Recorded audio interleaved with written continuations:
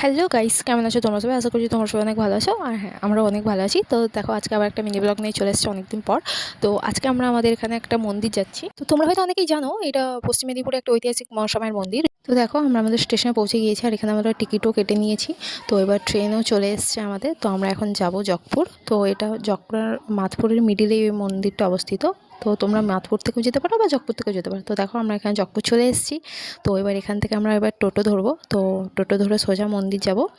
আর এখানে এই যে দেখো, আমরা এখন মন্দিরে চলে এসেছি। এটা হচ্ছে মন্দিরের সামনে পুকুরটা। আর এখন এখানে দোকান সব ভেঙে আর কি 3 মাস অন্তর অন্তর নতুন নতুন করে দোকান হয়। তো ওইটাই হচ্ছিল। আর আমরা যখন এসেছিলাম অনেক ফাঁকা ছিল। তো আমরা এখানে পাটা ধুয়ে এখানে মিষ্টান্ন ফল সব নিয়ে নিলাম পুজো দেওয়ার জন্য। আর এখানে একটা কি জানো তো, এই মন্দিরে একটা যে এখানে পুরোহিত থাকে না, এখানে যে যার নিজেরাই পুজো নিয়ে আসে এবং নিজেরাই পুজো করে।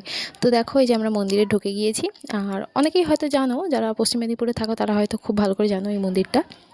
তো শুনেছি এটা খুব জাগ্রত মন্দির। তো দেখো, এখানে বড় কাকিমা পুজো করে নিচ্ছে সমস্ত কিছু। আর এই মন্দিরের আশেপাশে ওই যে যতগুলো মনসা মন্দিরের স্থাপত্য মানে যে মূর্তিগুলো দেখতে পাচ্ছ, ওগুলো অনেকের মানসিক থাকে, তো এখানে দিয়ে যায়। আর এখানে একটা টাইমে খুব বড় করে পুজো হয়। তো দেখো, এখানে সমস্ত মানে অনেকেই মানসিক করে, অনেকের মানসিক পূরণ হয় শুনেছি। তো আমাদের পুজো করা কমপ্লিট। এবার আমরা বাড়ি থেকে রওনা দিই। আর তোমাদের এই মিনি ব্লগটা ভালো লাগলে একটা লাইক করে দিও, কমেন্ট করে দিও, শেয়ার করে দিও, আর সাবস্ক্রাইব করো। টাটা, বাই বাই, সবাই ভালো থেকো।